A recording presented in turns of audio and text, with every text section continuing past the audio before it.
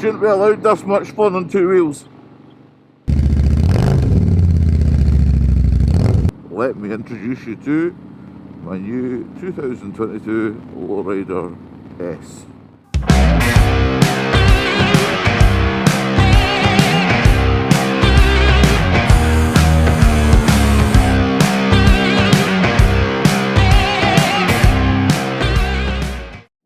Hi folks, and welcome back to the channel. Today I'm actually on board my 2022 Lowrider S Stage 2. So some of you guys who are watching, have been watching me on Instagram, have noticed I've been putting up a lot of pictures about these bikes. I've made a few reels about it recently. And so I wanted to do a first impression video because it's unfair to give you guys a review video only having it for just under 400 miles. So I just wanted to come on here, tell you what I thought about the bike, how I think it's riding, how I think I'll bond more with it, and where I'll take it in the future. So I picked the bike up 2 weeks ago. I waited about, I think just because of delivery time, I waited a few weeks for it, which is fine, current world situation and all that. So I asked for the gunship grey, as you can see. What is a bit different, a lot of the lowriders that I have seen are all black. Nothing wrong with the black bike, just to say. I just wanted the gunship grey to be totally different because it was the vision I had to go along with the S&S 2-in-1 exhaust system, which I got in stainless steel. So I test rode the Stage 1 through the West Coast Harley, and it was a nice bike, had different exhausts on it, and I did like it. I also test rode a standard one with nothing on it, and I came to the conclusion that yes, I definitely will take this bike to a Stage 2. Now that's for a different day, but I just knew it needed a little bit more of a mid-range grunt just to get it going and get it more towards my more riding style when riding a bike like this. So what do I think so far of this bike, guys? It is absolutely superb. It's too much fun. It's far too much fun for a bike. It's crazy, right? It's like, I've been riding baggers, I'm riding night roads and stuff, right? And you get on this thing, it's got mid controls, right? The bars are just the right height, everything's right there. You get on it, you jump on it, and it feels like you're riding almost like a sports bike. The soft tail suspension is raved to be the best suspension in the Harley-Davidson lineup, and I totally agree. This whole package is absolutely superb. Alright, it does bring a genuine big smile to my face. I was a little bit thinking that I jumped the gun by going into the full Stage 2 so quickly, but I'm glad that I'm growing with the bike as a Stage 2, because it's making me more aware of how this rides. No, I'm stuck in a bit of traffic trying to join the main road going home. So it is a great bike. I've noticed it for my style of riding, absolutely superb. It's really agile. You can hear that. It's really agile. The suspension setup's amazing. The brakes are really good. Everything is well balanced on this bike. And one of the things, if you want the full technical spec, you know, I'll put something up here on the screen.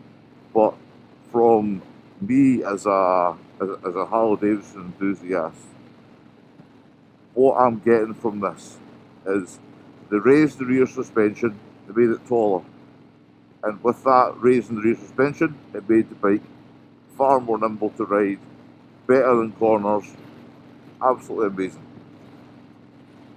Dual brakes up front, braking power is absolutely superb as well, everything is great. For everybody, this is the 117 model, so it's a 1923cc. For such a big motor, a big heavy lump, I was concerned that the brakes might not be just up to the job. Far from it. Look after it, no problem whatsoever.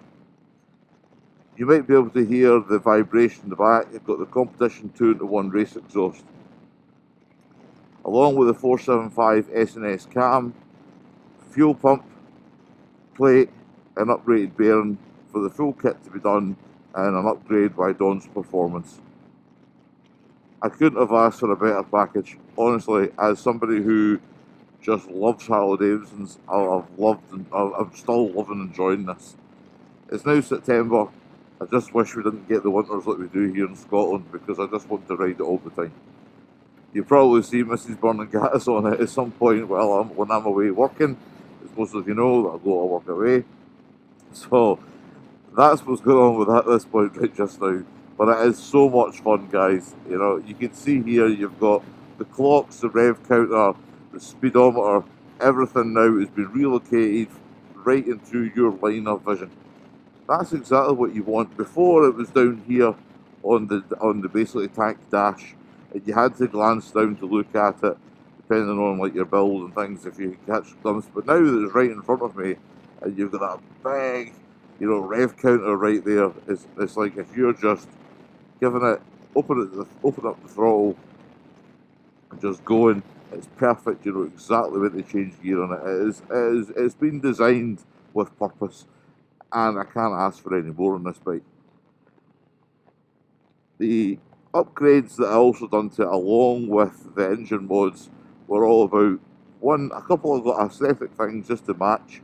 So for me, I got the Dominion grips along with the BMX style pedals, and also got the gear shifter done as well.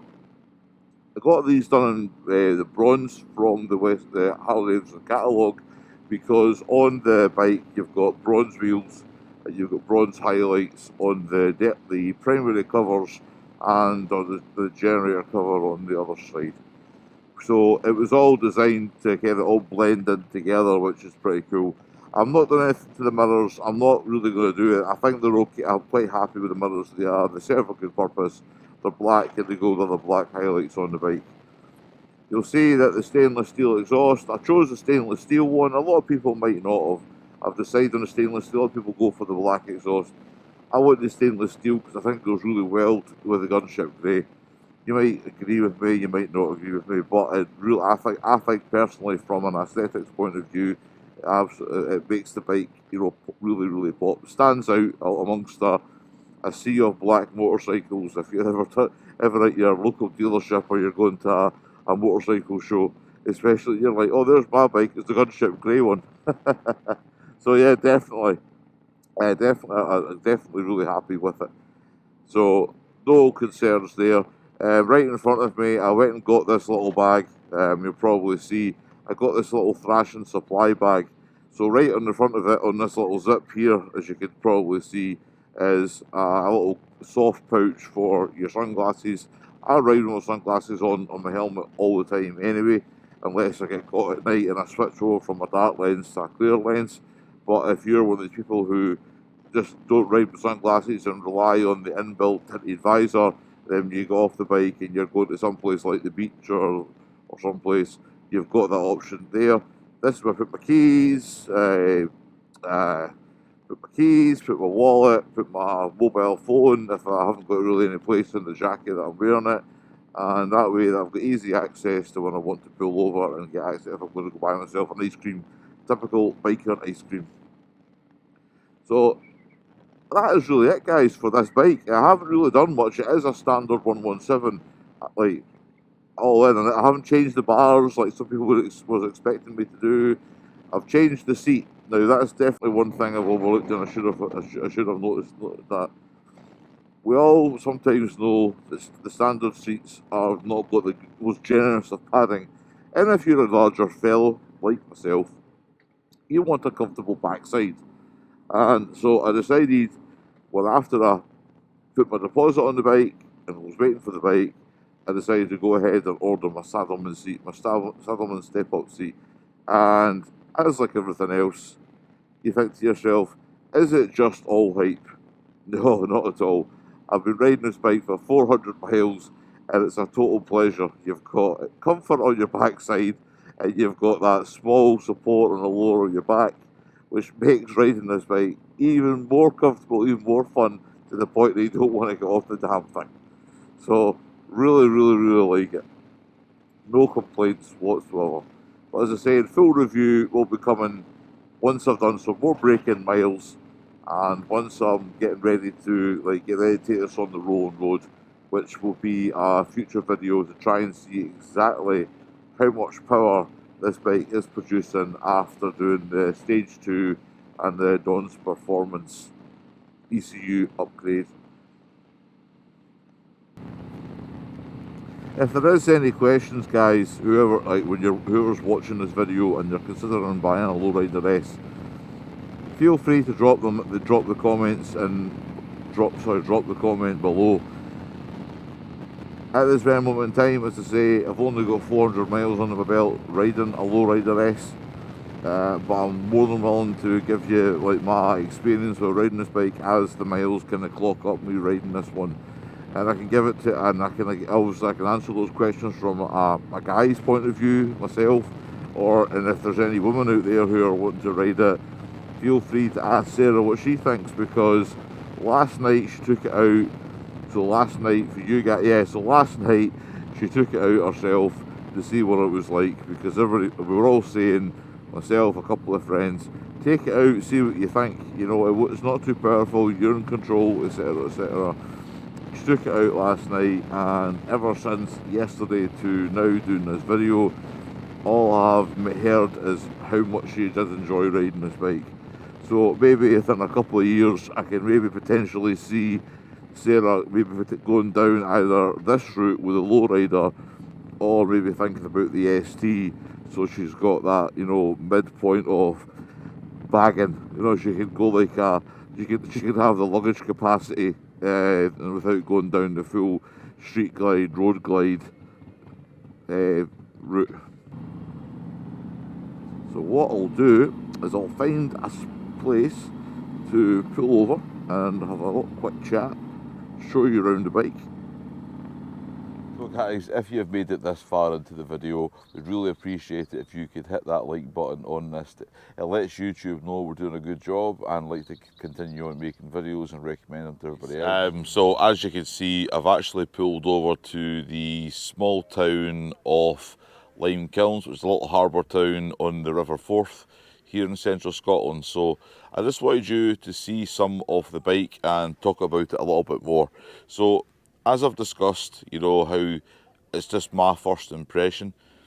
I've never actually ridden a bike that I've really enjoyed and had the ability to just throw my leg over, ride it, enjoy it, park it up, look back and go, that's fun. Every bike I've had I've enjoyed, no doubt about it, right? Every bike is awesome. Every motorcycle I've ridden I've always bought for a reason, and because I've liked it and I've enjoyed it. But this thing is something else. I should have bought one years ago, but as I say, that's just how it is. To say, so everything about it, if you're thinking about buying one, definitely think about put it on your radar. Now, I did make a video a few months ago saying buy the Indian Chief, and I still stand by that statement of buying the Indian Chief. But when Sarah and I both test rode the Indian Chief, it was for Sarah, so she decided she preferred the Indian Chief. For me, that was her decision. I've always liked one of these, but I was torn, as that last video said, I was torn between either this or the Indian FTR. I wasn't going to buy another Chief, obviously, because we'd have two Chiefs in the garage. But this is absolutely amazing. So if you want to ask, if you have any questions on the bike, you want any more info on what you think is riding after being on it for so longer. Now remember, I've only done just over 400 miles on this bike, so it is just a first impression, but the first impressions are absolutely amazing. So plans for the future with this bike would be to take it on the rolling road, get the true power figures from this Lowrider S with the Stage 2 kit and with the Dawn Performance ECU upgrade, see exactly what kind of power we're looking at. You know, as mentioned previously on the vlog, we noticed that the standard bike has got 105 horsepower. I'm looking forward to seeing what the Stage 2 with the 475 cam, the 2-in-1 race exhaust, along with the oil pump and the new bearings, do make into the performance of this bike. Now, comparing it to the Stage 1 I did have the fortunate position of test riding, there is a big jump, so I'd like to see how much horsepower we will gain on this one. So hopefully over the winter time we'll have that video